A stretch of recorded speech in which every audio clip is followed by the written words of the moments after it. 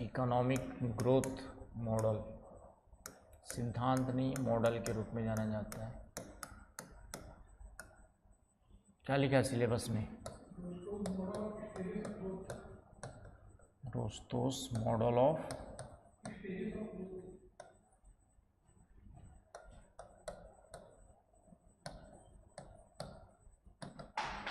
Stages of growth. हाँ जाओ, बाकी लोग कहाँ गए?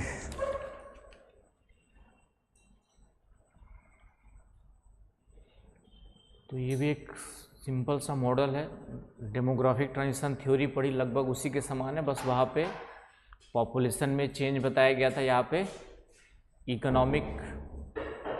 इकोनॉमिकल चेंज को देखेंगे ना। वहाँ पे क्या था, पॉपुलेशन में चेंजेस को देख रहे थे, यहाँ पे इकोनॉमिकल चेंजेस को उसी तरह से स्टेजेस में बताया हुआ है, इसलिए model of stages of growth कहा गया है। ठीक है,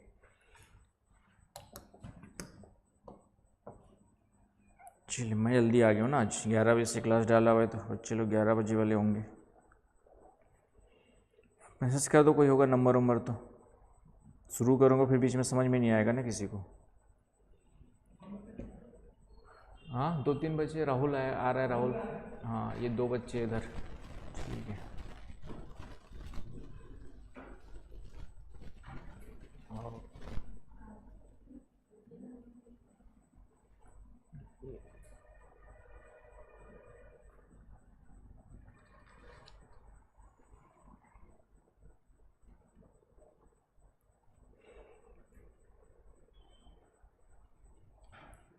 क्या हो गया?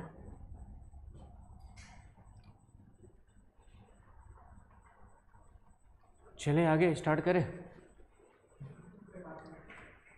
फिर आज अभिषेक चला गया, क्या खुशबू अभिषेक फिर भाग गया? क्यों, कुछ कारण क्या? उसका तो ऑप्शनल डिसाइड किया था ना उसने। हैं बच्चे लोग कुछ दिन तक सीधे साधे रहते हैं, यहाँ आने के बाद सब दोस्तों यारों के इन्फ्लुएंस में ज़्यादा आ जाते हैं, समझ गए? टीचर से ज़्यादा किसके इन्फ्लुएंस में आ जाते हैं, बाद में जो है फ्रेंड्स और उसके इन्फ्लुएंस में ज़्यादा आ जाते हैं। और वो फ्रेंड्स कौन होते जो पिछले 2 साल से खुद भी कुछ नहीं कर रहे होते? हाँ हाँ वो तो सही है, लेकिन वो फ्रेंड्स भी ऐसे होते जो खुद भी अभी तक 2 सालों से कुछ नहीं किए होते। तो इतनी समझ तो विकसित होनी ही चाहिए। आ जाओ डिम्पी। हाँ तो ये थोड़ा सा दुख वाली बात है, मैंने देखा है, मतलब हमारा अनुभव भी ये तक यही कहता है कि टीचर और पेरेंट्स से ज़्यादा भरोसा फिर दोस्तों पे होने लगता है। और दोस्त ऐसे होते जो खुद भी कभी कुछ करने लायक नहीं रहते, वो बाद में समझ में आता है 5 साल बाद, जब जीवन आधा निकल चुका होता है। मतलब ये मेरे घर में भी देखा है मैंने, अपने मेरे भतीजियाँ हैं, वो हमसे ज़्यादा विश्वास दूसरे दोस्त या दूसरे कोचिंग्स पे करते, ठीक है। तो घर की मुर्गी दाल बराबर बोले, उनकी बेवकूफ़ी बोल दो, ठीक है। तो ये एक फैक्ट्स है, लेकिन वो चीज़ समझ में नहीं आती, जब आती है तब बहुत देर हो चुकी होती है। तो मेरा तो यही कहना है भाई कि टीचर और पेरेंट्स, मैंने कहा दुनिया में 2 ही लोग ऐसे हैं जो आप लोग का बुरा नहीं चाहते। पेरेंट्स भी थोड़ा बहुत बुरा चाह सकता है यदि आप उनकी बातों को नहीं मानोगे तो प्रेशर डालने की कोशिश करेगा, दबाव डालने की कोशिश करेगा, लेकिन कभी टीचर कभी आपका बुरा नहीं चाहता है ना। पेरेंट्स भी नहीं चाहते, एक्सेप्शनली कुछ कभी कभार हो सकते हैं, लेकिन आपके जो है ईगोइस्ट पेरेंट हो गए कि बच्चों की बात कुछ ज़्यादा ईगो पे लेकर के फिर अपने बात पे अड़ गए तो बात अलग है। तो वैसे पेरेंट्स कुछ 1-8% हो सकते हैं। तो दोनों के अलावा तीसरा फिर आपका कितना अच्छा चाहता है नहीं चाहता है वो सोचने वाली बात है। तो ये हमेशा इसलिए कहता हूँ कि टीचर्स और पेरेंट्स की बातों का बुरा नहीं मानना है और कोशिश करनी है कि उनकी बातों को अच्छे से फॉलो करे, समझे, सोचे। आँख मूंद के नहीं मानना है, लेकिन क्योंकि वो कभी भी बुरा नहीं चाहेंगे आपका, हमेशा अच्छा ही सोच करके आपकी सलाह देंगे, आपको समझ करके सलाह देंगे। एनीवे, तो रोस्टो का आर्थिक विकास मॉडल हिंदी में लिखा है, इसको model of stages of growth आपके जो है विकास के चरणों का मॉडल करके हिंदी में है आपका जो है। तो जनरली हम लोग या अधिकांश जो अर्थशास्त्री है है ना, आर्थिक विकास को, इकोनॉमिक डेवलपमेंट को क्या मान के चलते, एक निरंतर चलने वाली प्रक्रिया मान करके चलते हैं। निरंतर चलने वाली क्या मानी जाती है आपकी, जो है प्रक्रिया मानी जाती है। इकोनॉमिक डेवलपमेंट, इकोनॉमिक आपका जो विकास है वह क्या मानी जाती है, निरंतर चलने वाली प्रक्रिया मानी जाती है। आया समझ में? तो रोस्तों से पहले अधिकांश लोग क्या मानते थे आपका, process of, continuous process of development मानते। इकोनॉमिक डेवलपमेंट का मतलब एक कंटिन्यूअस प्रोसेस है, धीरे धीरे चलते रहती है। ये क्या है आपका, जो कंटिन्यूअस प्रोसेस है। आ रही बस समझ में? लेकिन रोस्तों ने कहा कि किसी भी देश का जो आर्थिक विकास होता है वो भी अलग अलग चरणों में होता है, स्टेजेस में होता है। क्या माना इसने, जो है अलग अलग स्टेजेस में होता है, और हर एक स्टेज इसने 5 अवस्थाएं मानी, 5 चरण माने। 5 चरण बोल दो या 5 अवस्थाएं बोल दो, 5 स्टेजेस ऑफ ग्रोथ माना हुआ है। कितने स्टेजेस माना हुआ है आपके, जो है 5 स्टेजेस ऑफ ग्रोथ माना हुआ है। आया समझ में? 5 स्टेजेस में, और सबका नाम अलग अलग दिया हुआ है। 5 स्टेजेस ऑफ ग्रोथ, सिंपल सा कॉन्सेप्ट है, बहुत ज़्यादा ये नहीं है आपका। इन्होंने 5 स्टेज ऑफ ग्रोथ माना हुआ है कि कोई भी जो पिछड़ा समाज है, परंपरागत समाज है, पहला स्टेज उसका नाम है, फर्स्ट स्टेज का नाम है ट्रेडिशनल सोसाइटी। ट्रेडिशनल सोसाइटी पहले स्टेज का ही नाम क्या आपका, जो परंपरागत समाज, राइट। तो फर्स्ट स्टेज, तो उन्होंने बताया कि कोई भी परंपरागत समाज जो है, अंतिम रूप से जो 5वां स्टेज बताया उसको उसने कहा मास कंजम्पशन स्टेज। 5वां स्टेज कौन सा है आपका, जो है मास कंजम्पशन स्टेज। आपका जो है व्यापक उपभोग की अवस्था, व्यापक उपभोग की अवस्था। तो कोई भी परंपरागत समाज एक व्यापक उपभोग की अवस्था में कई चरणों में परिवर्तित होता है। सेकंड, थर्ड का भी नाम दिया है, देखेंगे, फोर्थ का भी नाम दिया है। तो ये चरणों में, चरणों के अकॉर्डिंग होता है। आपका जो है अलग अलग चरणों से होता हुआ व्यापक उपभोग की अवस्था का मतलब सिंपल सा मतलब है, कोई पिछड़ा हुआ समाज या पिछड़ा हुआ देश जो है वह विभिन्न चरणों से होता हुआ अत्यधिक विकसित अवस्था में पहुंचता है। व्यापक उपभोग का मतलब हो गया जो बहुत ज़्यादा डेवलप्ड कंट्रीज है, जैसे आपका यूएसए और जितनी भी वेस्टर्न यूरोपियन कंट्रीज है आपके, जो है सब डेवलप कंट्रीज में आते हैं। और परंपरागत समाज का मतलब है ना, अभी तो वही अफ्रीकन कुछ देश आ सकते हैं, सेंडिलीज जैसे जनजातियाँ आ सकती है। तो इस तरीके का जो समाज है अलग अलग अवस्थाओं से होता हुआ कैसे पहुंचेगा, धीरे धीरे करके हुए आपका अलग अलग अवस्थाओं से होता हुआ व्यापक उपभोग में पहुंचेगा। और हर एक अवस्था की एक अलग विशेषताएं होंगी, हर एक अवस्था की क्या होंगी, अलग अलग विशेषताएं होंगी। विशेषताओं का मतलब जैसे परंपरागत समाज क्या होता है, परंपरागत नाम से ही क्लियर है। ट्रेडिशनल सोसाइटी का मतलब ही है कि वहाँ पे अत्यधिक पिछड़ी अर्थव्यवस्था होगी, वहाँ पे क्या होगा आपका, जो है हाईली बैकवर्ड इकोनॉमी होगी, वहाँ पे टेक्नोलॉजिकल डेवलपमेंट शून्य होगा, जीरो होगा। आई ना बस समझ में? जो समांत होगा वह फ्यूडलिज्म, सामंतवादी समाज। सामंतवादी समझते हो, मतलब कुछ लोगों का ही फ्यूडलिज्म कहते हैं आपका, जो है सामंतवादी का मतलब कुछ लोगों का ही क्या होगा, दबदबा होगा, बाकी समाज उनकी बातों को सिर्फ मानने वाला होगा। सामंतवादी समाज होता है। कृषि अर्थव्यवस्था पिछड़ी हुई होती है, पूरी तरह से बैकवर्ड होती है, पूरी तरह से परंपरागत तकनीक पर आधारित होती है। आ रही बस समझ में? तो ये विशेषताएं मिलेंगी किसकी, परंपरागत समाज की मिलेंगी। और वही जब लास्ट स्टेज में पहुंचेंगे मास कंजम्पशन में, 5वें में, जिसकी विशेषता क्या होगी, पूरी तरह से हाई टेक्नोलॉजिकल डेवलपमेंट होगा। मास कंजम्पशन का मतलब यहाँ पे हम उपभोग की वस्तुओं पे ज़्यादा ध्यान देंगे, जैसे एसी, फ्रिज, बड़ी बड़ी गाड़ियाँ, बड़ा बड़ा घर। आ रही बात समझ में? ऐशो आराम की जो चीज़ें हैं उस पर ज़्यादा ध्यान देंगे।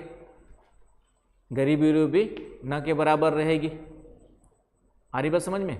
यहाँ पर जो स्थिति होगी विकसित देश जो वर्तमान में इन देशों में मिलती है, तो व्यापक उपभोग की अवस्था हो गई, अधिक से अधिक उपभोग कंजम्पशन पे हम जोर देंगे, है ना, अच्छा घर, अच्छी गाड़ी, अच्छा जीवन स्तर, है ना बात समझ में। तो इस तरीके से हर एक समाज की क्या होती है, हर एक स्टेज की एक अलग विशेषता होती है, और इन विशेषताओं को हर एक स्टेज में फॉलो करता हुआ कोई भी परंपरागत समाज कहाँ पे पहुँच जाएगा आपका, मतलब वो कहना चाहता है कि आज तुम पिछड़े हो, चिंता करने वाली बात नहीं है, धीरे धीरे करके तुम यहाँ तक पहुँच जाओगे, विभिन्न चरणों से होता हो। तो इन्हीं सभी चरणों में विशेषताएं आपके देखेंगे अलग अलग क्या क्या होती है उसमें विशेषताओं में। पहला तो आर्थिक विशेषता क्या होती है, इकोनॉमिक फीचर्स, फिर उसकी समाज की विशेषता क्या होती है, सोशल फीचर्स क्या होते हैं, फिर वहाँ की राजनीतिक स्थिति क्या होती है, राजनीतिक फीचर्स होते हैं, और तकनीकी स्तर क्या होता है। तो 4 डायमेंशन को कवर करना है, टेक्नोलॉजिकल, हर एक स्टेज की 4 अलग अलग अवस्थाएं देखी, 4 अलग अलग विशेषताएं देखी, economical features, characteristics, social characteristics, political and technological. तो इन सभी स्टेजेस में अलग अलग मिलेंगे आपको, जो आ रही बस समझ में। और उसी को फिर एक ग्राफ के द्वारा भी रिप्रेजेंट किया गया है, तो उसको भी देखेंगे, ग्राफ को समझाऊंगा मैं अभी। तो पहले थोड़ा सा वही इंट्रोडक्शन वगैरह क्या रहेगा, तो इसमें भी वही रहेंगे, इंट्रोडक्शन रहेगा पहला, फिर उसके 5 स्टेजेस रहेंगे, और 5 स्टेजेस के बाद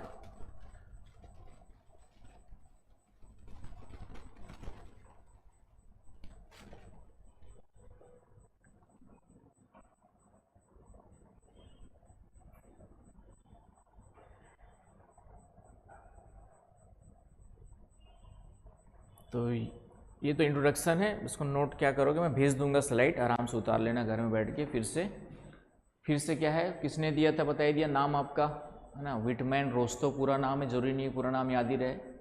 1960s में उन्होंने एक बुक लिखी थी, the stages of economic growth और नॉन कम्युनिस्ट मैनिफेस्टो, है ना, मार्क्सवाद चल रहा था उस समय, उसके अगेंस्ट में इन्होंने ये विचार दिया था। आपका जो है दिखा, और ये बताता है कि देश जो है किस प्रकार रेखीय चरणों के माध्यम से विकास कर, रेखीय चरण का भी देखेंगे, ग्राफ पढ़ेंगे इस तरीके से। रेखीय चरण का मतलब लीनियर वे में जो है कोई भी पिछड़ा समाज जो है किस तरीके से विकसित समाज में परिवर्तित होता है।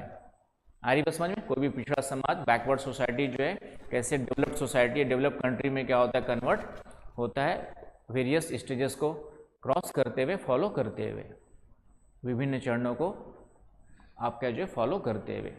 आए समझ में। तो ये आप घर में उतार लेना, यहाँ पे थोड़ा सा घर में उतार लोगे तो नुकसान नहीं है। ये मार्क्सवादी सिद्धांत के विकल्प के रूप में मैंने कहा, मार्क्सवाद के अगेंस्ट आया था आपका। मार्क्सवाद क्या चाहता था कि समाज में सभी संसाधनों पर सरकार का कब्जा हो, सरकार का नियंत्रण हो, और बाकी लोग उसमें जितना कंट्रीब्यूट करेंगे उसके हिसाब से उनको क्या मिलेगा, रेवेन्यू या उसका बेनिफिट, प्रॉफिट शेयरिंग मिलेगा। मार्क्सवाद जो है समानता, सामाजिक समानता की बात करता है, यूनिफॉर्म सोसाइटी की बात करता है, इसीलिए चाहता है कि रिसोर्सेज पर, सभी रिसोर्सेज पर, चाहे ज़मीन हो, चाहे आपका इंडस्ट्री हो, चाहे कोई भी इकोनॉमिक एक्टिविटी हो, सब पर कंट्रोल किसका होना चाहिए, सरकार का होना चाहिए। और सरकार फिर जितना जितना जो काम करे उसके अकॉर्डिंग वो मजदूर के रूप में सभी को क्या कर दे, मजदूरी दे। ये मार्क्सवाद, उसी को साम्यवाद, कम्युनिस्ट वगैरह भी कहा जाता है ना। तो ये एक दिन में पूरी क्लास लेना पड़ेगा तुम लोग की, कई जगह कई लोग को पता होगा, कई लोग को नहीं होगा। ग्राफ को समझेंगे कि कैसे उसने इस ग्राफ को दिया है। पहले तो उनके नाम, पाँचों स्टेज लिख लो पहले तो, है ना, पाँचों स्टेज के नाम लिखो, फिर पाँचों स्टेज को समझेंगे और ग्राफ को भी समझेंगे। तो पहला वाला स्टेज ये बताया मैंने अभी, ट्रेडिशनल सोसाइटी, परंपरागत समाज, है ना। दूसरे वाला स्टेज है pre conditions of take off stage, pre conditions of take off stage, take off Hindi में कहेंगे उत्प्रस्थान पूर्व अवस्था, मतलब उड़ने के पहले की अवस्था। उड़ने का मतलब आर्थिक विकास तीव्र होने की पहले की अवस्था, है ना, pre conditions of take off, है ना। फ्लाइट टेक ऑफ करने से पहले क्या करता है, थोड़ा सा रनवे में दौड़ता है कि नहीं, तो इसी को हिंदी में क्या कहते हैं, उत्प्रस्थान पूर्व अवस्था, उत्प्रस्थान पूर्व अवस्था या उड़ान पूर्व अवस्था भी लिखा है कई जगह पे। उड़ान के पहले की, उड़ान मतलब हवाई जहाज उड़ाने की नहीं, इकोनॉमिक उड़ान की बात हो रही है, तो लेकिन ये वाला वर्ड ज़्यादा अच्छा है, उत्प्रस्थान। टेक ऑफ स्टेज हो गया, तीसरा कौन सा हो गया आपका, टेक ऑफ स्टेज, उत्प्रस्थान की अवस्था, उड़ान भरने की अवस्था। आया समझ में। और चौथा स्टेज हो गया आपका मैच्योरिटी, है ना। मैच्योरिटी स्टेज आपका जो है, ड्राइव टू मैच्योरिटी कहते हैं इसको, drive to maturity stage, Hindi में कहेंगे परिपक्वता की ओर या परिपक्वता की ओर की अवस्था। तो इकोनॉमी हमारी क्या होते जाती है, परिपक्व, मैच्योर होते जाती है। और लास्ट है मास कंजम्पशन स्टेज, वही व्यापक उपभोग की अवस्था। तो पहले तो पांचों अवस्थाओं का नाम याद हो जाना चाहिए। आया समझ में, ठीक है। तो पांचों अवस्थाओं को याद कर लेना, एजीटी याद कर लेना। अब इन्हीं पांचों अवस्थाओं को थोड़ा समझा देता हूँ, फिर उसके बाद कहानी है आगे। तो पहला है परंपरागत समाज। तो परंपरागत मतलब जब नया नया समाज बना होता है, अविकसित होता है, पूरी तरह भगवान भरोसे सब कुछ होता है कि नहीं। तो यहाँ पे इकोनॉमिक कंडीशन क्या होती है आपकी, कृषि आधारित व्यवस्था होती है, कृषि based, agro based industry, agro based economy होती है। कृषि भी जो होती है पूरी तरह से क्या होती है, परंपरागत कृषि होती है, नए तकनीक वगैरह का यूज नहीं होता है, परंपरागत तकनीक का यूज होता है, ट्रेडिशनल टेक्नोलॉजी यूज होती है आपकी, जो है वही हाथ से जोतना, हाथ से सब कुछ करना, है कि नहीं। तो इस तरीके से इकोनॉमिक हो गया। सोसाइटी भी क्या होती है, पूरी तरह परंपराओं पे चलने वाली होती है ना। मंडे को, मंगलवार को चिकन नहीं खाना है तो नहीं खाना है, आज भी मानते हैं हम लोग। गुरुवार को नहीं खाना है तो बाकी दिन भले धूमधाम से खाओ, बाकी दिन जानवरों को मारोगे कोई फ़र्क नहीं पड़ेगा, 2 दिन बेचारों को रेस्ट मिल जाता है। तो ये बनाया इसलिए क्या होगा कि कुछ दिन तक जानवरों को रेस्ट भी मिले, नहीं तो रोज़ ही मार के खाओगे तो जानवर भी ख़त्म होते जाते। इसलिए ये बनाया गया होगा किस कारण से, कि कुछ दिन बेचारे जानवरों को क्या मिल जाए, थोड़ा सा रेस्ट मिल जाए, उस दिन ना मारे, उनको भी थोड़ा सा पनपने का मौका मिले, समझ गए। तो परंपरागत जो हमारे होते हैं, कस्टम्स होते हैं, उन सब पे आधारित समाज होता है। आ रही बात समझ में। और तकनीक वगैरह पूरे पिछड़ी होती है। पॉलिटिकल सिस्टम क्या होता है, सामंतवादी सिस्टम होता है, सामंतवाद, फ्यूडलिज्म होता है। यहाँ पर क्या होता है आपका, फ्यूडलिज्म। फ्यूडलिज्म का मतलब है कि कुछ लोग का दबदबा होता है और उनकी आधार पर ही पूरा समाज चलता है, डेमोक्रेसी नहीं होती है ना। सामंती सोच बोलते हैं ना हम लोग, हम जो बोले वही फाइनल है, तुम्हारे विचार हम पूछेंगे नहीं, समझ गए ना भाई, कि तुम्हारे विचार से कोई मतलब नहीं है, बोले कि नहीं रोज सुबह उठ करके ये काम करना है तो करना है। तो सामंती सोच, ये पहली स्थिति हो गई कौन सी वाली, परंपरागत सोसाइटी की। क्लियर है। फिर धीरे धीरे विकास प्रारंभ होता है, pre conditions of take off stage, मतलब जब फ्लाइट होता है ना आपका, उड़ने से पहले थोड़ा सा रनवे में क्या करता है, तेज़ दौड़ता है। तो ये स्थिति यहाँ पे मिलना स्टार्ट होती है कि धीरे धीरे जो है इकोनॉमिक डेवलपमेंट प्रारंभ होता है। तो कृषि थोड़ा सा उन्नत कृषि आधारित, तकनीक आधारित बनने लगती है ना। अभी भी औद्योगिक स्टार्ट नहीं होता, लेकिन उद्योगों की ओर झुकाव प्रारंभ हो जाता है ना। कुछ लोग उद्योग लगाने की सोचने लगते हैं, कृषि आधारित उद्योग हो सकता है विकसित हो जाए। आइए बस समझ में।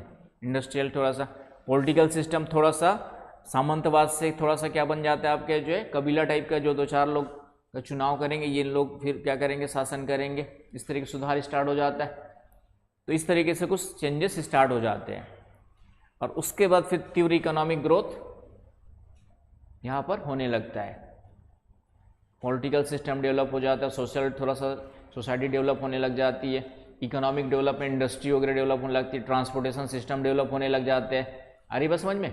और इस तरीके से इकोनॉमी को यहाँ पे क्या मिलता है, सीधा बूम मिलता है, तीव्र विकास होने लगता है। इसलिए ग्राफ इस तरीके से लगभग एस, इसको एस कर्व कहा जाता है। ये भी करके कभी शॉर्ट नोट्स दे सकता है। है ना। और इसको चूंकि बना के दिया था गोम्स ने, तो एक इसको गोम्स कर्व भी कहा जाता है। ये लिख लेना, यहाँ पे नोट्स में ये लिखा हुआ है GOMPERT, गोम्स कर्व, ठीक है, गोम्स PERTZ, ये हेडिंग भी डाल देना, गोम्स कर्व भी कहा जाता है, गोम्स वक्र। तो ये भी कभी आ जाए तो समझ जाना, इसी को एक्सप्लेन करके बताना है। तो इस तरीके से, और मैच्योरिटी का मतलब है पूरी तरह डेवलप हो गया। भारत अभी पूरी तरह तो नहीं करेंगे, ओवरऑल इंडिया को हम चौथे स्टेज में रखते हैं कि लगभग जब जीडीपी का, है ना, जीडीपी का 10% से ज़्यादा जो है इंडस्ट्री और इन सब क्षेत्रों में खर्च होने लगे आपका जो है, तब उसको हम लोग क्या कहते हैं, आपका जो है कंजम्पशन या इंडस्ट्री वगैरह में खर्च होने लगे, तब हम इसको किस में रखते हैं, मैच्योरिटी स्टेज में रख देते हैं। भारत का तो 20 वगैरह हो रहा है, तो ओवरऑल इंडिया को अभी कौन सी स्थिति में मान सकते हैं, चौथे स्टेज में आ गया है, मान सकते हैं। चाइना में अभी, यूएसए वगैरह मास कंजम्पशन में, यहाँ सब उपभोग की बात करते हैं, बहुत ज़्यादा उनको जो है रोजी रोटी की समस्या नहीं होती है। तो इस तरीके से इन 5 अवस्थाओं से होता हुआ, तो ये जो ग्राफ बनता है इसको हम लोग एस वक्र कहा जाता है। तो ग्राफ समझ में आ रहा है कैसे कैसे बढ़ता है, लास्ट में जाके क्या हो जाता है, स्टेबल हो जाता है, बहुत ज़्यादा इसमें विकास अब संभावना नहीं रहती है। जैसे अमेरिका है, अब कितना भी कोशिश करेंगे, कितना डेवलपमेंट करेंगे, आई ना बस समझ में। तो इस तरीके से लेके चलते हैं। हाँ, कुछ और थोड़ा सा बहुत कुछ इंसेंटिव्स वगैरह मिल गया, प्रोपेलेंट्स मिल गया, तो थोड़ा सा फिर से हो सकता है कि आर्थिक प्रेरक मिल गया तो बढ़ जाएगा फिर जाके, लेकिन कांस्टेंट हो ही जाएगा। यदि आर्थिक प्रेरक मिल गया, इकोनॉमिक कुछ प्रोपेलेंट्स मिल गया, इकोनॉमिक प्रोपेलेंट्स, तो हो सकता है थोड़ा सा और ज़्यादा ग्रोथ आ जाए। जैसे अमेरिका कोशिश करता है, लेकिन फिर जा करके फ्लैट हो ही जाएगा वो। आ रही बात समझ में? इकोनॉमिक प्रोपेलेंट्स कुछ मिल जाए, इकोनॉमिक इंस्पिरेशंस मिल जाए, तो हो सकता है थोड़ा सा और बढ़ेगा, लेकिन फाइनली जा करके क्या हो जाएगा, वो स्टेबल हो जाएगा। तो इस तरीके से इन 5 अवस्थाओं से होता हुआ कोई भी परंपरागत समाज विकसित समाज की ओर क्या होगा, बढ़ेगा। ये एक मॉडल देने की कोशिश की किसने, रोस्तों ने। तो इसलिए चिंता करने वाली बात नहीं है, इन सब को फॉलो करोगे तो हो जाएगा। तो ये ग्राफ बनाओगे बाद में ही बनाओगे, चलो बना लेना। ये स्टेज डिफाइंड क्या है, स्लो ग्रोथ होता है, मिडिल में आपका रैपिड ग्रोथ होता है टेक ऑफ स्टेज के बाद, और फाइनल स्टेज होता है मैच्योरिटी एंड मास कंजम्पशन, है ना। इनको हम लोग 3 अलग अलग स्टेज, मतलब 5 स्टेज, लेकिन इसको समझाने के लिए उसने इनिशियल में धीरे धीरे बढ़ता है, फिर तेज़ी से बढ़ता है, फिर लास्ट में स्थिर हो जाता है, स्टेबल हो जाता है। उस कंटेक्स्ट में ये दिया हुआ है। आया समझ में? स्थिर वृद्धि, परिपक्व कर, उच्च उपभोग की ओर। क्लियर है? अब इसी को फिर अलग अलग विशेषताएं जो मैंने बताया था और कुछ देशों के एग्जाम्पल्स यहाँ पर ले लेंगे तो आपका काम हो जाएगा। सिंपल सा कॉन्सेप्ट है, कुछ भी इसमें बहुत मेहनत करके समझने वाला नहीं है। तो वही आपका ट्रेडिशनल सोसाइटी लिखा हुआ है, प्रारंभिक चरण है, इनिशियल अर्लीस्ट स्टेज है आपका जो है कि नहीं, इकोनॉमी की। अर्थव्यवस्था आत्मनिर्भर कृषि होती है, आदिम तकनीक होती है और कम उत्पादकता पर आधारित होती है। आ रही बात समझ में? Economy is dominated by subsistence agriculture, primitive technology होती है एंड लिमिटेड प्रोडक्टिविटी होती है। सिंपल सा 3 पॉइंट्स याद रखने आपका, dominated by subsistence agriculture, primitive technology and limited productivity. Clear point? Features 3-4 point दिए हुए, low level of technology, high dependence on agriculture, static society, low productivity. वही ऊपर जो लिखे कोई 3-4 पॉइंट यहाँ पे फिर से बने हुए हैं। आए समझ में? ये विशेषता होती है पहला ट्रेडिशनल सोसाइटी की। एग्जाम्पल्स में देखेंगे तो यूरोप जो है प्री इंडस्ट्रियल टाइम पीरियड में ऐसा रहा होगा, है ना। भारत भी आपका ब्रिटिश समय में ऐसा रहा होगा, ब्रिटिश से थोड़ा पहले ऐसा रहा होगा, है ना। हालांकि पहले हम तो सोने की चिड़िया कहलाते थे, ब्रिटिश लोग आकर के शोषण किए, तब जा करके फिर हमारी स्थिति खराब हुई। फिर मेनी अफ्रीकन ट्राइबल इकोनॉमिक्स वगैरह इसमें आ जाएंगे। जैसे मैंने कहा कि भारत में अभी भी सेंटिलीज करके जो है अंडमान निकोबार में एक ट्राइब है जो अभी भी भगवान भरोसे जीवन जी रही है ना। हालांकि उन्हीं में मजे ले रहे हैं, वहीं में उसी में मस्त है उन लोग, लेकिन देश दुनिया से उनको कोई खबर नहीं है। आपके जो सेंटिलीज करके ट्राइब है अंडमान निकोबार में, सेंटिलीज वहाँ पे एक आइलैंड है जो पूरी तरह प्रोटेक्टेड है, वहाँ पे कोई भी जा आ नहीं सकता है। कुछ लोग जाने की कोशिश किए तो तीर धनुष से उन लोग उसको मार दिए, है ना, एक अमेरिकन पत्रकार वगैरह। आया समझ में? तो ये परंपरागत सोसाइटी की विशेषता हो गई। Clear point? मैंने कहा ना ज्योग्राफी में कुछ टॉपिक बहुत ही सरल है, एक दो टॉपिक बस थोड़ा टफ मिलेंगे, बाकी न समझने वाली कोई समस्या नहीं आएगी। और बाकी जो बच्चे हैं वो इधर उधर एनर्जी वेस्ट कर रहे हैं, उनका नुकसान है। दूसरा है आपका pre conditions for take off stage, उड़ान के पूर्व या उत्प्रस्थान के पूर्व की अवस्थिति, राइट। तो इस चरण में समाज औद्योगिकीकरण के लिए तैयार होने लगता है। आपका क्या होता है, इंडस्ट्री एग्रीकल्चर से किधर शिफ्ट होने लगता है, आपका जो है इंडस्ट्रियलाइजेशन, इंडस्ट्री लगाने की ओर शिफ्ट होने लगता है। आया समझ में? जिसमें आधारभूत संरचना और नई तकनीकों का विकास प्रारंभ हो जाता है। इसलिए pre conditions of take off, उड़ने के पहले की अवस्था लिखा गया है। उड़ेगा कब? जब इंडस्ट्रियलाइजेशन होगा, है कि नहीं, अर्बनाइजेशन होगा, तब उड़ेगा। उससे पहले ही हमें थोड़ा सा इंफ्रास्ट्रक्चर डेवलपमेंट चाहिए, है ना, बिजली चाहिए, रोड चाहिए थोड़ा बहुत, तभी तो इंडस्ट्रियल डेवलपमेंट होगा। रिसोर्सेज पता करना पड़ेगा, है कि नहीं। ये सब बेसिक तैयार होने लगता है कहाँ पर? इस स्टेज में। और फिर से वही feature, development of transport, railway, roads बनने लगते हैं। इमरजेंस ऑफ एंटरप्रेन्योर्स, है ना, इमरजेंस होगा, ई गायब हो गया यहाँ पे, इमरजेंस है वो। उद्यमियों का उदय, उद्यमी समझते हैं ना, जो इंडस्ट्री लगाने के लिए, काम करने के लिए क्या होते हैं, रिस्क लेते हैं, उसको उद्यमी कहा जाता है। गवर्नमेंट नौकरी करने वाले रिस्क ले नहीं रहते, हालांकि रिस्क रहता है, नहीं लगी तो ठीक है, लेकिन जो गवर्नमेंट नौकरी की तैयारी कर रहा है वो रिस्क ख़त्म करने के लिए गवर्नमेंट की तैयारी करता है, ताकि एक बार नौकरी लग जाए तो फिर जीवन भर सैलरी तो आती ही रहेगी, है कि नहीं, क्या साक्षी? इसी के लिए गवर्नमेंट नौकरी की तैयारी की जाती है। तो यहाँ पे एंटरप्रेन्योर्स उभरने लगते हैं, आने लगते हैं, कुछ लोग इन्वेस्टमेंट करने के लिए आगे आते हैं। एग्रीकल्चर इंप्रूवमेंट होता है, आपका जो है राइज इन सेविंग्स, और बचत में क्या होती है, वृद्धि होती है, ठीक है। बचत होगी तभी इन्वेस्टमेंट करेंगे हम लोग जो। तो इस तरीके से सेकंड स्टेज में ब्रिटेन जो इंडस्ट्रियल रिवॉल्यूशन से पहले इस स्टेज पे था, इंडिया जो है ब्रिटिश पीरियड में इसमें था। ब्रिटिश से पहले मतलब थोड़ा बहुत बीच में समय होगा जब एकदम ही ज़्यादा गरीब पिछड़ा रहा होगा, तो पहले में रहा होगा। तो ब्रिटिश पीरियड में किस में रखा, इंडिया को हमने जो है दूसरे वाले स्टेज में रख दिया है, क्योंकि उसमें विकास की संभावनाएं हमारे पास न के बराबर थी। तो सिंपल से है, पॉइंट से ये, इसमें न समझने वाली कोई बात नहीं है। तीसरा है टेक ऑफ स्टेज। तो टेक ऑफ में उड़ना स्टार्ट हो जाता है। तो महत्वपूर्ण चरण है, तीव्र औद्योगिक विकास होता है, अर्थव्यवस्था स्वप्रेरित होती है। अवस्था क्या होती है आपकी, स्वप्रेरित। तो हम कह सकते हो 91 के बाद इंडिया इसमें आ जाएगा ना। 91 के बाद जब एलपीजी हमने अडॉप्ट किया तब जाके हमारा इकोनॉमिक ग्रोथ तेज हुआ, और आज भी कर ही रहे। 91 के बाद का इंडिया जो है इंडस्ट्रियल डेवलपमेंट तब से स्टार्ट हुआ आपका। आया समझ में? तो इंडिया किस में आ जाएगा आफ्टर 91।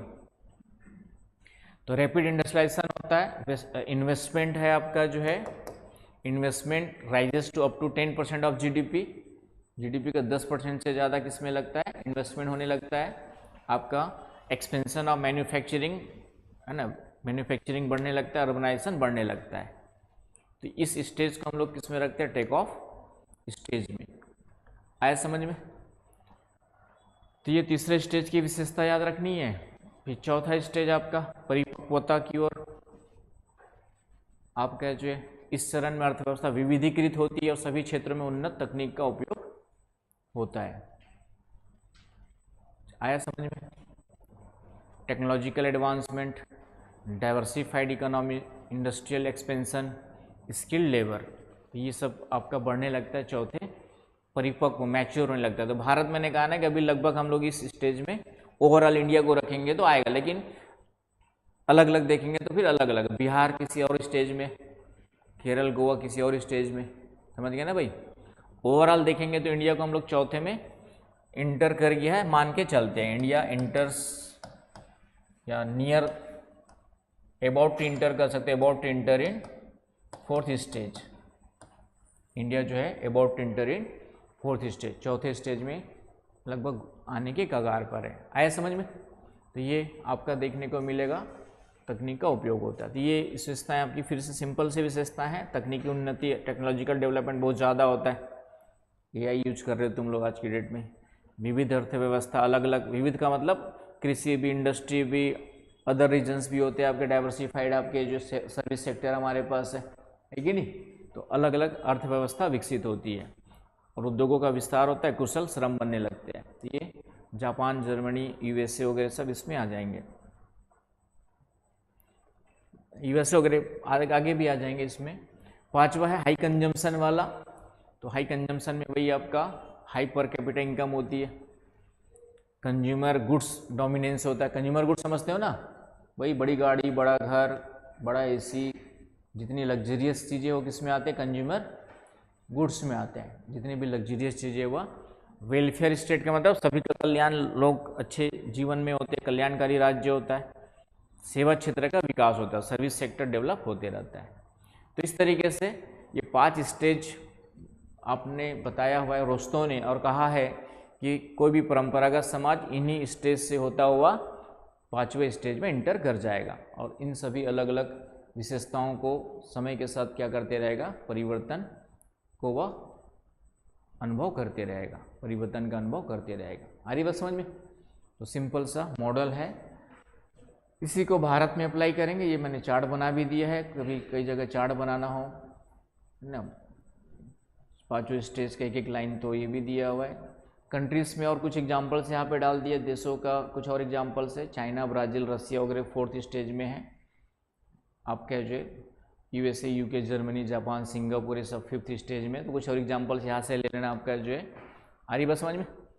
इंडिया की पोजीशन क्या है, तो इंडिया है ना, फीचर्स में तो ये सब है। मॉडल की मुख्य विशेषताएं क्या है, तो रैखिक और क्रमिक चरण। इन्होंने क्या बताया, लीनियर एंड, लीनियर का मतलब एक रैखिक, लीनियर का मतलब ही होता है इस तरीके से बढ़ना, लीनियर ग्रोथ हो गया आपका, और इस तरीके से होगा तो जिग जैग ग्रोथ हो गया। ये क्या हो गया आपका, जिग जैग। लीनियर का मतलब लगभग स्मूथली ग्रो करना। तो इन्होंने क्या बताया भाई, स्मूथली ग्रो करती है इकोनॉमी 5 स्टेज से होकर के, राइट।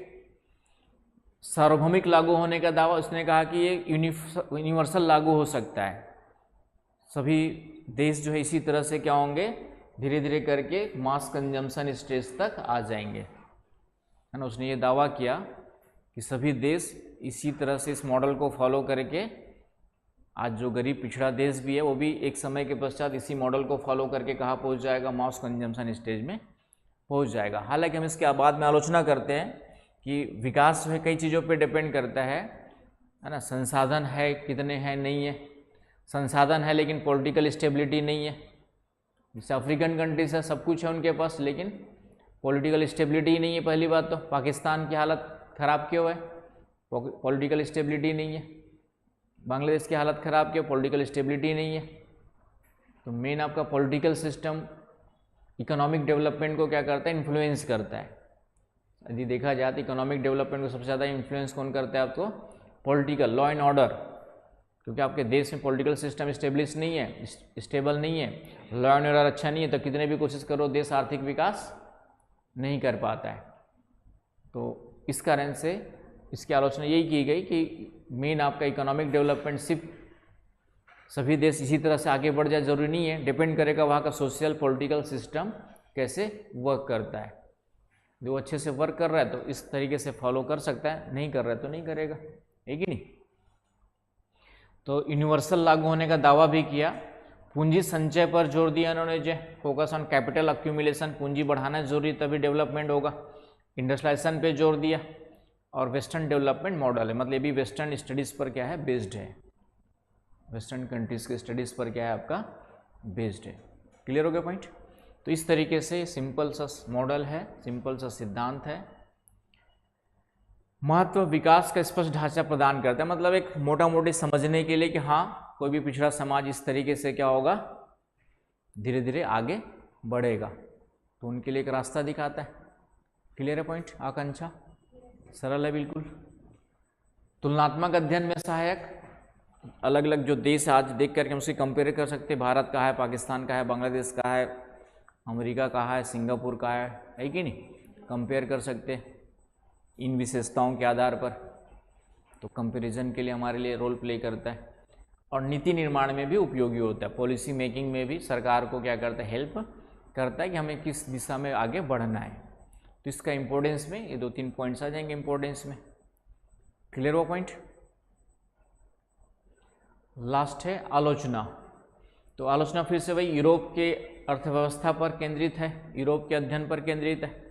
तो फिर से मैंने कहा कि कोई भी सोशल साइंस में 100% चीज़ें हर जगह लागू नहीं होती है। क्यों? क्योंकि सोशल, इकोनॉमिकल, जोग्राफिकल कंडीशंस क्या होती है, अलग अलग होती है। तो इसलिए ज़रूरी नहीं कि यूरोप में लागू हो गया तो भारत या अन्य विकासशील या अन्य देशों में भी उतना ही अच्छे से लागू होगा।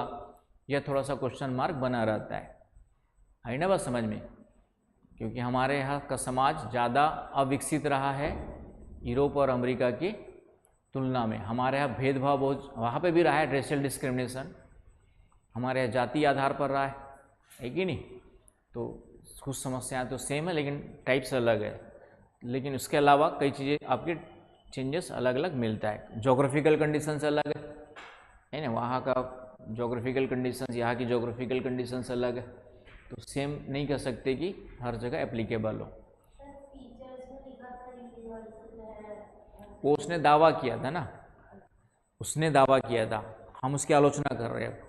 या हम का मतलब बाकी लोगों ने उसकी आलोचना में ये पॉइंट्स दिए हुए कि सार्वभौमिक नहीं हो सकता है।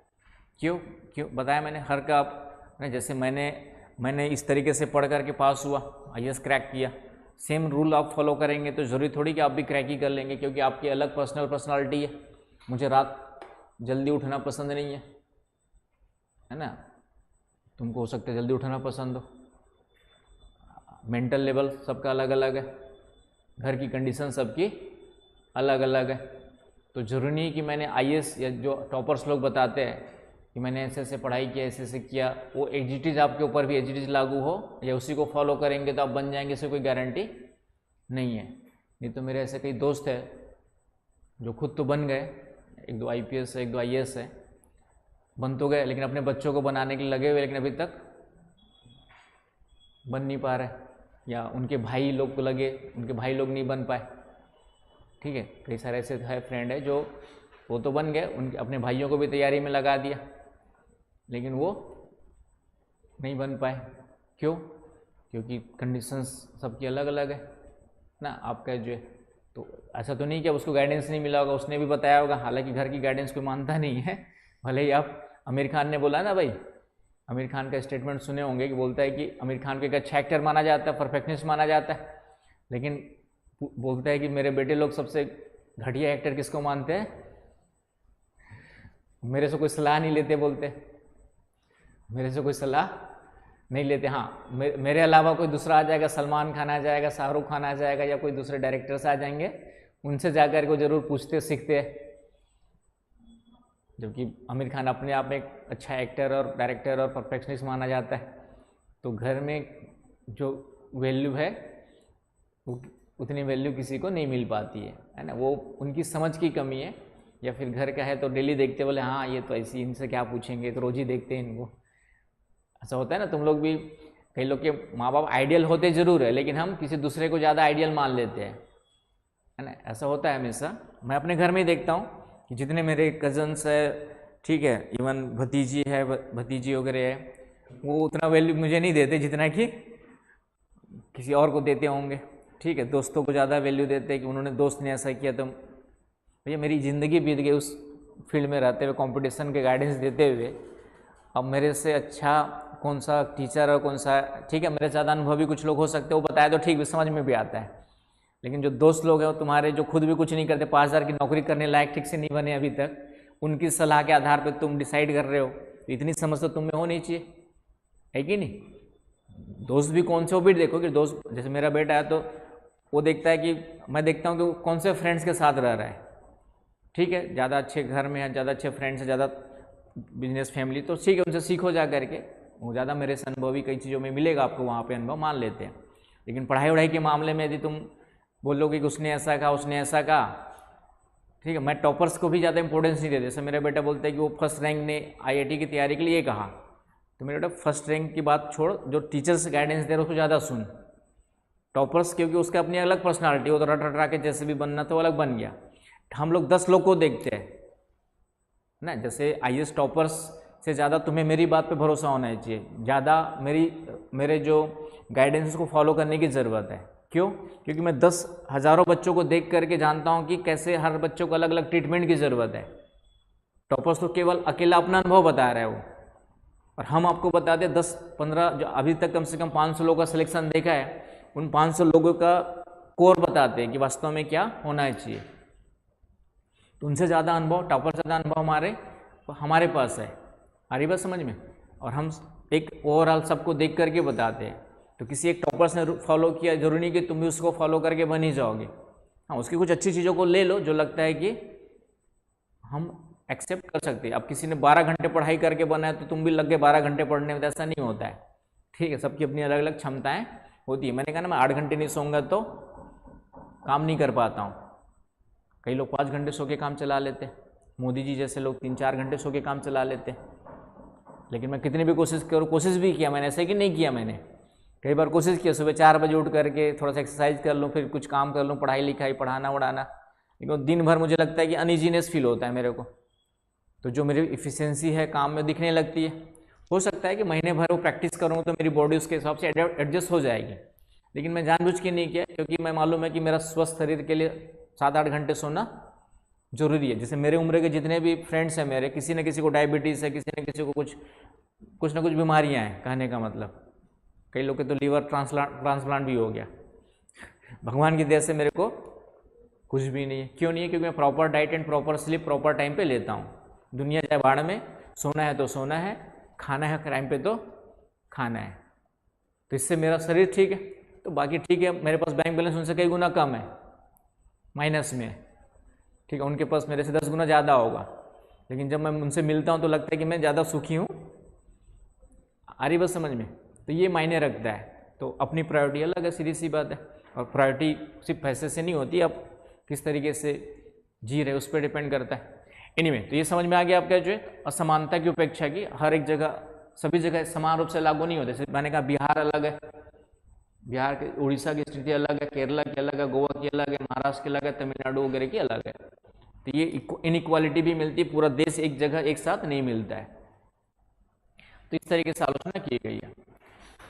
इंडिया में क्वेश्चन आता है कि इंडिया के पर्सपेक्ट में हमेशा पूछता है क्वेश्चन, जब पूछेगा तो बोलेगा कि भारत के संदर्भ में प्रासंगिकता, या विकासशील देशों के संदर्भ में पूछ सकता है। तो विकासशील देशों में पूछेगा तो यही भारत भी विकासशील में ही आता है अभी भी। तो इंडियन कॉन्टेक्स्ट में ये जो मॉडल है कहाँ तक एप्लीकेबल है या कहाँ तक एप्लीकेबल नहीं है, हरी बात समझ में, ये पूछ सकता है। तो एप्लीकेबल मैंने कहा ओवरऑल इंडिया को रखेंगे तो 4th में इंटर कर रहा है, ये मान के चल सकते हैं। आप इंटर कर रहे हैं, आपका जो है 4th में, आपका जो है you must argue that India does not fit into single box. किसी एक सिंगल बॉक्स में इंडिया को नहीं रख सकते हैं, क्योंकि अलग अलग रीजन्स, अलग अलग स्टेट्स अलग अलग स्टेजेस में दिखाई देंगे।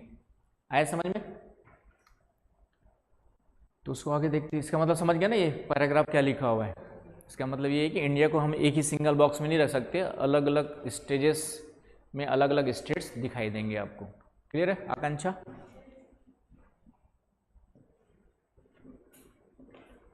तो मैक्रो मतलब बड़े लेवल पे देखेंगे तो इंडिया को हम किस में रख सकते हैं, पूरे एक साथ इंडिया को देखेंगे कंप्लीटली तो किस में रख सकते हैं, स्टेज 4 में रख सकते हैं। ओवरऑल देखेंगे तो 4 के आसपास ड्राइव टू मैच्योरिटी की ओर हम लोग बढ़ गए। क्यों बढ़ गए? क्योंकि हमारे पास ये बड़े बड़े इंडस्ट्रीज डेवलप्ड है। हम IT सेक्टर में टॉप 5 कंट्रीज में आ जाएंगे इंडिया, वर्ल्ड में। आपका जो स्पेस सेक्टर्स में टॉप 5 में आएंगे ना, आएंगे भाई। तो इस कॉन्टेक्स्ट में देखें तो हम किस में आ गए, 4th स्टेज में आ गए, ड्राइव टू मैच्योरिटी में आ गए। आ रही बात समझ में है ना? कई सारे हम लोग इंफ्रास्ट्रक्चर प्रोजेक्ट चला रहे, गति शक्ति project and self reliance in food manufacturing में मेक इन इंडिया चला रहे। तो इस तरीके से देखेंगे तो ओवरऑल इंडिया किस में आ गया, आपका ड्राइव टू मैच्योरिटी में रख सकते हैं भारत को। कारण दे दिया आपका। आया समझ में? राहुल क्लियर हो रहा है ना कॉन्सेप्ट? एकदम सिंपल सा कॉन्सेप्ट है। मैंने कहा कि इन्वेस्टमेंट रेट भी हमारा लगभग 20 से 25% है इंडस्ट्री और इंफ्रास्ट्रक्चर में आपका जो है। तो इस तरीके से हम किस में आ गए, आपका जो है 3rd से कन्वर्ट होकर के 4th में आ गए। आया समझ में? तो 4th स्टेज में हम अपने आप को रख सकते हैं ओवरऑल। लेकिन क्या मिलता है, डिस्पेरिटी मिलती है, असमानता मिलती है। क्यों मिलती है? क्योंकि कई सारे राज्य, जैसे मैंने कहा बिहार, छत्तीसगढ़, उड़ीसा, ये अभी भी हम लोग एग्रीकल्चर पे ज़्यादा डिपेंडेंट है। है कि नहीं। तो हम लोग अपने आप को छत्तीसगढ़ उड़ीसा को किस में रख, सेकंड या ज़्यादा ज़्यादा 3 में रख सकते हैं। छत्तीसगढ़ उड़ीसा बिहार जैसे राज्यों को, यूपी जैसे राज्यों को ज़्यादा से ज़्यादा किस में रख सकते हैं हम लोग, 3 में रख सकते हैं। आ रही बात समझ में। उसी प्रकार स्टेज 5 में बेंगलोर जो सिटीज़ है, खास करके जो टायर 1 सिटीज़ का मतलब जो बड़े शहर हैं, tyre 1, tyre 2, tyre 3। Tyre 1 cities का मतलब जो 50 लाख से ज़्यादा वाले पॉपुलेशंस वाले हैं, उसको हम लोग किस में रखते हैं, टायर 1 सिटीज़ में रखते हैं, greater than 50 lakhs population. Tyre 2 में आपका जो है 10 से 50 लाख वाले टायर 2 में आ जाएंगे, और लेस देन 10 है तो किसमें आएंगे, आपके टायर 3 में आएंगे। इंडिया में 6 कैटेगरी बनाएंगे, अलग से अलग है, लेकिन यहाँ पे टायर 1 का मतलब मोटा मोटी समझ लीजिए। टायर 1 के 10 लाख से ज़्यादा को रख ही लेते हैं, वैसे 10 लाख से ज़्यादा कर दो इसको, 50 लाख तो बहुत बड़े हो गए। टायर 1 का मतलब हम लोग लेके चलेंगे 10 लाख से ज़्यादा है, 10 लाख ग्रेटर देन है आपका, तो हम लोग टायर 1 में रख सकते हैं। आया समझ में, है ना। ध्यान रखना है, टायर 1 का मतलब 10 लाख से ज़्यादा, टायर 1। और टायर 2 वगैरह में आपका 5 से 10 लाख वाले रख देंगे, 5 से कम वाले टायर 3 वगैरह में रखते हैं, राइट, मोटा मोटी। तो बड़े शहर जो है हमारे, ये कहीं ना कहीं किसके 5वें स्टेज में मिलेंगे। हालांकि शहरों में सभी का नहीं होता है, मैंने कहा साउथ दिल्ली चले जाओ, साउथ दिल्ली में लगेगा नहीं आपको कि इंडिया में, वहाँ की सड़कें, वहाँ का क्लीननेस, है ना, वहाँ का जो बड़ी बड़ी बिल्डिंगें नहीं मिलेंगी, वहाँ पे बड़े बड़े एम्बेसी से बड़े बड़े बंगले मिलेंगे। तो वहाँ देख के लगता नहीं कि हम इंडिया में, चाणक्यपुरी और साउथ एम्बेसी साइड जाएंगे तो पूरा का पूरा दिल्ली में स्थिति है। उसी प्रकार मुंबई में भी कोई एरिया है, ठीक है, याद नहीं आ रहा है, जहाँ पे लगेगा नहीं कि आप इंडिया में है। हाँ ठीक, कौन सा, बांद्रा बेंद्रा जो बोलते वो वाला, ठीक है। तो इस तरीके से तो ये वो वाले जो क्षेत्र होगा किस में आगे 5 में रखे जा सकते हैं, है कि नहीं।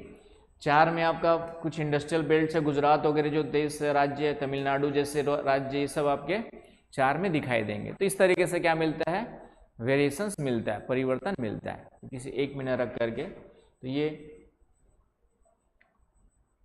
फिर वही आलोचना वगैरह वही की गई है कि रीजनल इम्बैलेंस वगैरह के कारण से हम किसी एक को, सभी को एक जगह नहीं रख सकते हैं। तो भारत ओवरऑल 4 में, लेकिन अलग अलग रीजन्स आपके अलग अलग में भी आ सकते हैं। तो ये आपका नेगेटिव पॉइंट्स हो गया। यहाँ पे रोस्तो और मार्क्स का कंपैरिजन वगैरह वैसे तो पूछेगा, तो रोस्तो कैपिटलिस्ट पूंजीवादी है या सोशलिस्ट है, ग्रोथ स्टेज में बताते हैं, ये क्लास स्ट्रगल वर्ग संघर्ष के द्वारा जो है फोकस करते कि पूंजीपतियों के विरोध में आए थे। क्लास संघर्ष का मतलब है कि हमें संघर्ष करना पड़ेगा अपने अधिकारों के लिए। एक उच्च वर्ग है और एक आपका निम्न वर्ग है, आ रही बात समझ में। तो निम्न वर्ग को अधिकार तभी मिलेंगे जब वह क्या करेगा, संघर्ष करेगा, आ रही बात समझ में। इस तरीके से। और ये लीनियर ग्रोथ बताते हैं, ये डायलेक्टल का मतलब होता है ये इस पर फोकस किया था हीगल ने,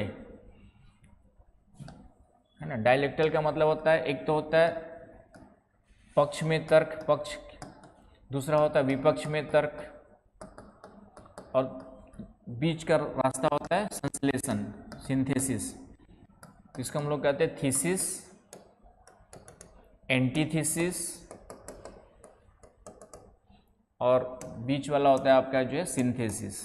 दोनों के बीच का रास्ता डायलेक्टिकल अप्रोच कहा जाता है। जैसे कोई भी तकनीक आती है, जैसे एआई आया, तो कुछ बोलेगा एआई के नुकसान ही नुकसान है, ये क्या हो गया, एंटीथीसिस हो गया। कोई बोलेगा एआई के फायदे ही फायदे, वो क्या हो गया, थीसिस। लेकिन सिंथेसिस क्या होगा कि भाई एआई के कुछ फायदे भी है और कुछ नुकसान भी है। तो ये अप्रोच क्या कहलाएगा, आपका डायलेक्टिकल अप्रोच कहलाएगा। अच्छा भी देखना है, बुरा भी देखना है, और एक बीच का रास्ता लेके चलना है, मध्यम मार्ग। आया समझ में। तो ये हीगल ने यूज किया था डायलेक्टिकल अप्रोच, जो है एथिक्स में पढ़ेंगे, उसमें पढ़ाया था मैंने आप लोग को। हीगल ने मुख्य रूप से इसी के अप्रोच को लेके चला हुआ है कि हर चीज़ का डायलेक्टिकल एनालिसिस होना चाहिए, अच्छा क्या है, बुरा क्या है, और बीच का रास्ता। आ रही बात समझ में। तो इस तरीके से हम निर्णय लेते हैं, निर्णय भी लेते हैं तो इसी तरह से लेते हैं, क्या अच्छा क्या बुरा, और ओवरऑल बीच में रास्ता निकालते हैं। आया समझ में। तो ये डायलेक्टिकल अप्रोच है, इनका लीनियर अप्रोच है कि कैसे बढ़ता है, इस तरीके से लीनियर अप्रोच है। तो ये दोनों में कंपैरिजन आ गया तो ये थोड़ा सा डाल देना है। तो इस तरीके से रोस्तों का मॉडल से कोई भी क्वेश्चन आएगा, इससे बाहर नहीं जाएगा। आया समझ में?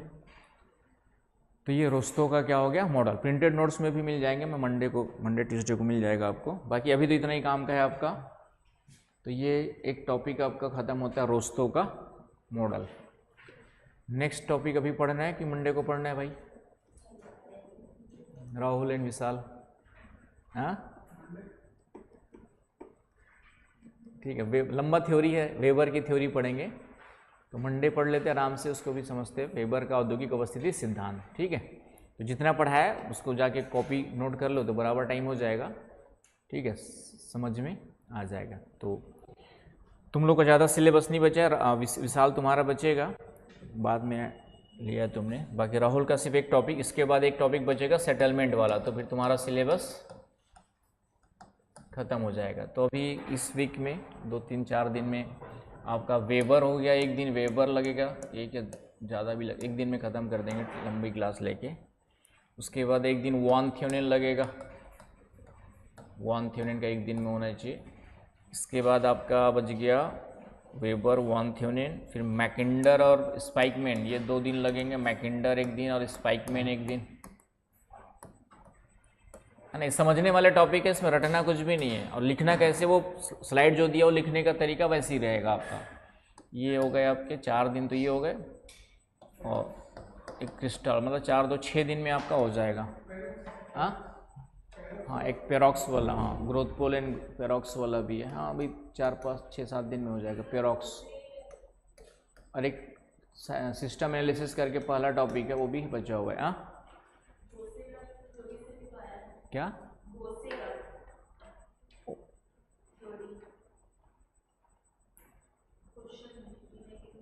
वो अलग, वो जियोमॉर्फोलॉजी का स्लोप डेवलपमेंट वाला है, गलत डाल दिया उसने, ठीक है। बॉस हाँ ये बताया नहीं तो, मैकिंडर का हार्टलैंड है और स्पाइकमैन का रिमलैंड है, ठीक है, वो मैंने बता दिया है। मैकिंडर का हार्टलैंड है, रिमलैंड। तो एक एक थ्योरी का एक दिन लगेगा ही लगेगा, कितना भी कोशिश कर लो। वो भी जब लिखवाऊंगा नहीं तब, है ना, स्लाइड के थ्रू पढ़ाऊंगा तब एक दिन में एक थ्योरी होगी। लिखवाने बैठा तो फिर क्या, इंग्लिश भी लिखाओ हिंदी भी लिखाओ तो टाइम लगता ही है। लेकिन समझने वाला टॉपिक है, इसमें लिखने के लिए फोकस, समझ गए तो फिर इसमें अपने आप जाकर उतारो, नहीं उतारो तो जैसे भी सेव करके रखो, तुम्हारी मर्जी। समझाना मेरा उद्देश्य है, समझ गए होंगे। और नहीं समझने वाली कोई बात भी इस थ्योरी में नहीं है, ठीक है। ये तुम्हारे पेपर अच्छा लिखा है तुमने, क्या नाम है, क्लाइमेटोलॉजी के, खुशबू, एकमात्र तुमने ये बहुत सारे लिख करके दिया हुआ है। नीचे वाला भी तुम्हारा ही है ना मेरे ख्याल से, नीचे वाला भी तुम्हारा ही, देखना